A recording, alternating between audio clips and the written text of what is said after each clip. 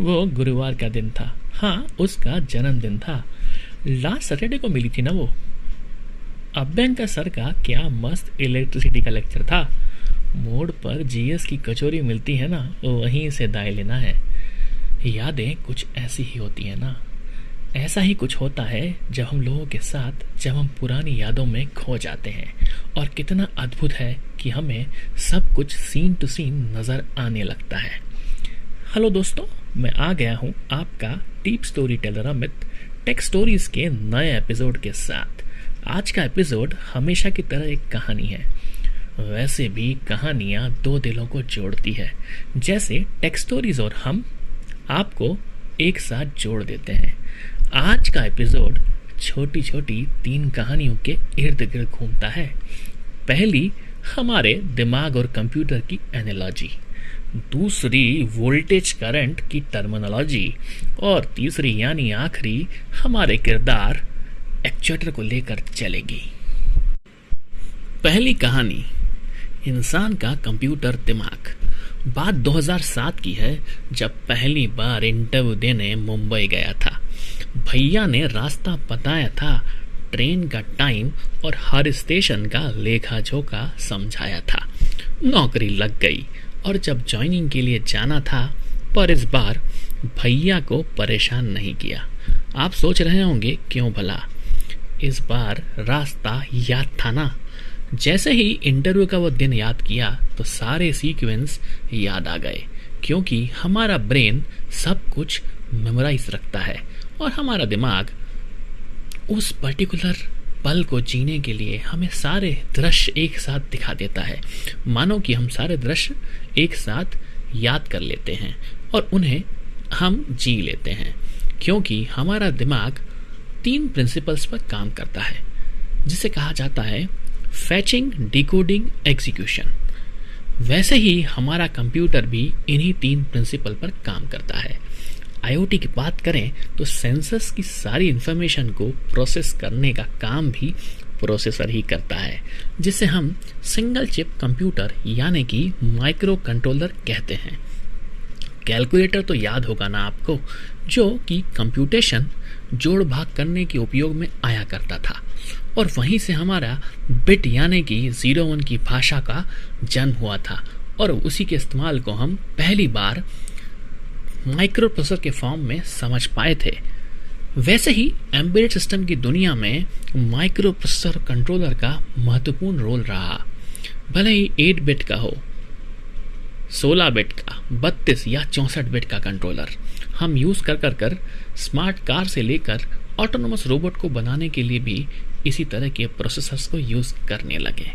और तो और ओपन सोर्स की दुनिया में भी हार्डवेयर को नया आयाम तब दिया जब आर्डिनो बोर्ड्स और रास्पबेरी पाई ने अपना काम शुरू किया। आज सारे डेवलपमेंट इन्हीं के आसपास घूमते हैं। भले ही आर्डिनो, रास्पबेरी पाई बोर्ड्स हो, मेमोरी हो, आईओ डिवाइसेस करो, इन सब की बातें हम सब करेंगे डिटेल में आगामी एपिसोड्स में। पहली कहानी का सार था ब्रेन और माइक्रो कंट्रोलर्स की एनालॉजी को समझना। उम्मीद है आपको फैचिंग, डिकोडिंग और एग्जीक्यूशन का कॉन्सेप्ट दिमाग से लेकर माइक्रो कंट्रोलर तक समझ आ गया होगा। कैसे मेमोरी में स्टोर इन्फॉर्मेशन को फैच कर हमारा दिमाग वैसे के वैसे सीन टू सीन चीज़ों को एग्जीक्यूट करता है, वैसे ही हमारा माइक्रो कंट्रोलर सारी इन्फॉर्मेशन को फैच कर, डिकोड कर, एग्जीक्यूट करने के लिए आईओ डिवाइसेस को भेज देता है। सभी आईओटी कंट्रोलर्स ऐसे ही फिनोमेना पर काम करते हैं। चलिए चलते हैं दूसरी कहानी की ओर। तब तक आप हमारी आज की कहानी को फैच कर, डिकोड करके एग्जीक्यूट कर लें, ताकि हम तीसरी कहानी पे जा पाएं। उम्मीद है आपने पहली कहानी अच्छे से फैच, डिकोड और एग्जीक्यूट कर ही ली होगी। चलते हैं दूसरी कहानी की ओर। कहानी का नाम है ओम्स लॉ स्टोरी। आज की कहानी ओम्स लॉ कंसेप्ट को समझाने के लिए है, क्योंकि लास्ट कुछ एपिसोड्स में इसका जिक्र तो हुआ है। और कर लेते हैं आईओटी लाइफ साइकिल पे जब बात, तो क्यों न की जाए ओम्स लॉ की बात। चलिए कुछ नए मजेदार तरीके से मजेदार प्रारूप में पेश करता हूं ओम्स लॉ की स्टोरी। नाम है Ohm's law as a love story. इसके 3 पात्र हैं, वोल्टेज, करंट और रेजिस्टर। हुआ यूं कि वोल्टेज और करंट के रिश्ते तार के 2 सिरों से जुड़ने लगे थे। जैसे जैसे वोल्टेज की धड़कनें बढ़ती, वैसे वैसे करंट संचार तार में होने लगता। मतलब कि करंट की सांसें वोल्टेज के हाथों में थी। जैसे जैसे वोल्टेज बढ़ता, करंट भी वैसे वैसे तार के शरीर में दौड़ने लगता। ऐसा ही तो होता है 2 प्रेमियों के बीच में। उनका रिश्ता, दोनों की धड़कनें सोलमेट की तरह जुड़ी होती हैं और वो दोनों की धड़कनें एक दूसरे के इमोशन से, एक दूसरे को सोचने पे ऊपर नीचे होती रहती हैं। कहते हैं ना, कोई होता है जो इस संचार के प्रभाव को रोकने में बहुत बड़ा किरदार निभाता है।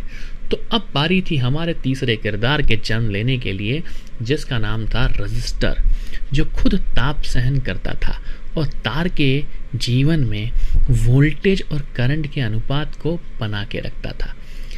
जैसे कि हमारे प्रेमिका और प्रेमी के जीवन में होता है, उनके रिश्ते को भी संभालने के लिए कुछ न कुछ इमोशन जन्म लेता है।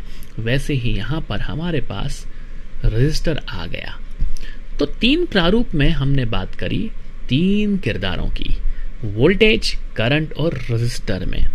यह थी हमारी आज की कहानी, जो इस नियम को सही रूप में समझाती है, जो कि फॉर्मूले के रूप में कुछ और ही है और काफी लोग इसे समझ नहीं पाते हैं।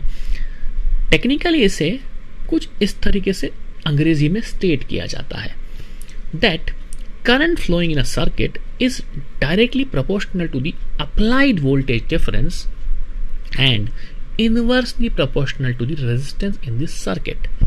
हिंदी में बता देता हूं, ओम का नियम कहता है कि 2 बिंदुओं के बीच एक चालक के माध्यम से धारा सीधे 2 बिंदुओं पर वोल्टेज के समानुपाती होती है। मतलब कि काफी टफ हिंदी हो गई, तो इसको मैथमेटिकली समझ लेते हैं। V is equal to I R, मतलब कि जो कि लोग रॉ लैंग्वेज में कहते हैं V is directly proportional to the current, पर उन्हें अपनी 10वीं क्लास के टीचर का एग्जाम्पल याद आता है, जो कि उन्हें मदद करता है फैच, डीकोड और एग्जीक्यूशन वाले प्रिंसिपल को याद दिलाने के लिए। उम्मीद है सबको वो प्रिंसिपल याद आ गया होगा, प्रिंसिपल भी और ओम्स लॉ में अपने टीचर का वो एग्जाम्पल भी। आईओटी सर्किट के कंप्लीट बिहेवियर को जानने के लिए ओम्स के नियम को सही रूप में समझना, यानी कि current is proportional to applied voltage है, जो कि हम voltage is directly proportional to current समझ लेते हैं। इसलिए कोशिश की गई कि आपको ये फंडामेंटल कॉन्सेप्ट थोड़ा सा क्लियर हो जाए। उम्मीद है आपको ये वाली कहानी मज़ेदार लगी होगी और आप भी अपने वोल्टेज करंट के रिलेशनशिप को अपने रिश्तों से जोड़ने लगे होंगे।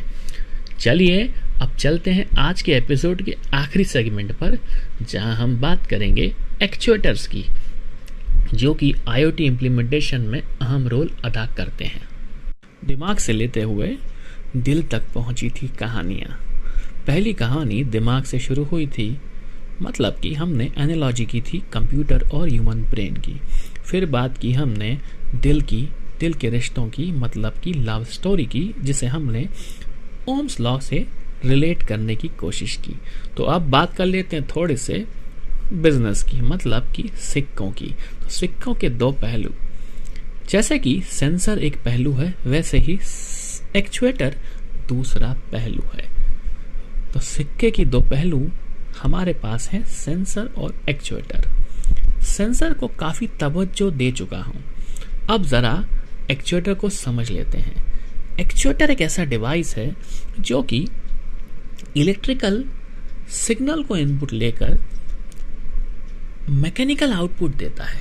अगर आप अपना दिमागी रूपी कंप्यूटर पर थोड़ा और जोर लगाएंगे तो निश्चय ही आप फैच कर लेंगे कि सेंसर इसका उल्टा काम करता है, यानी कि वो फिजिकल सिग्नल को इलेक्ट्रिकल सिग्नल में कन्वर्ट करता है।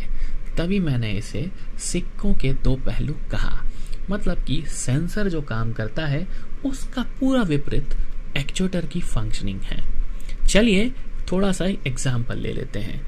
बात कर लेते हैं मोटर और हीटर की।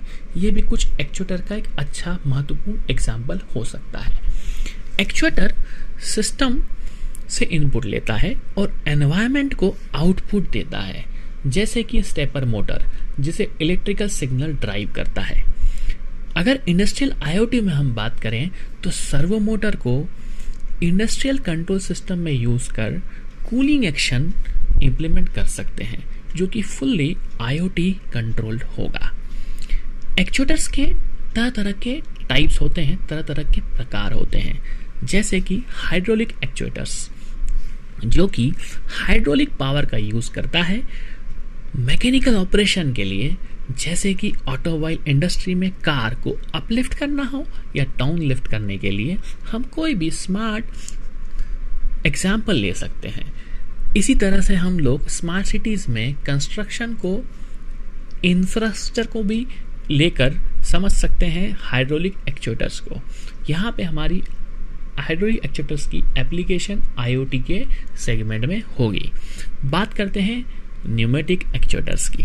हाई प्रेशर पर कंप्रेस्ड एयर या वैक्यूम की एनर्जी यूज कर लीनियर या रोटेशनल मोशन में कन्वर्ट करने के लिए सीधा सीधा उदाहरण देखें तो रोबोटिक्स या फिर प्रोस्थेटिक फिंगर्स में देख सकते हैं।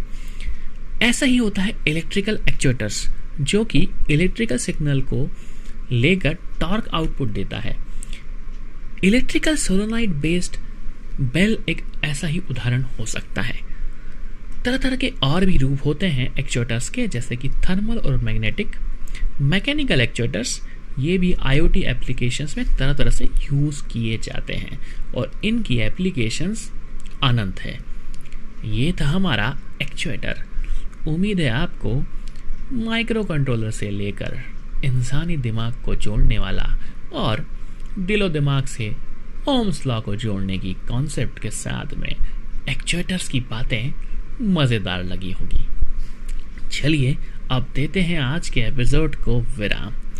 तब तक आप मेरे पॉडकास्ट टेक स्टोरीज का मज़ा लेते रहें और सुनते रहें डीप स्टोरी टेलर अमित को टेक स्टोरीज गाना पर, जियो सावन, स्पॉटिफाई और हमारे anchor.fm/IoT अमित पर, जो कि स्पेल करता हूँ मैं कुछ इस तरीके से एंकर ANCHOR.FM/IoTAMEET। यहाँ पे अपने वॉइस मैसेज भेज सकते हैं और अपना फीडबैक देते रहें। मिलते हैं नेक्स्ट एपिसोड में नई कहानी के साथ। हाँ, हम यहाँ पे आपसे बात करेंगे, आवाज़ें बात करेंगी और आवाज़ें बात करती हैं टेक स्टोरीज पर।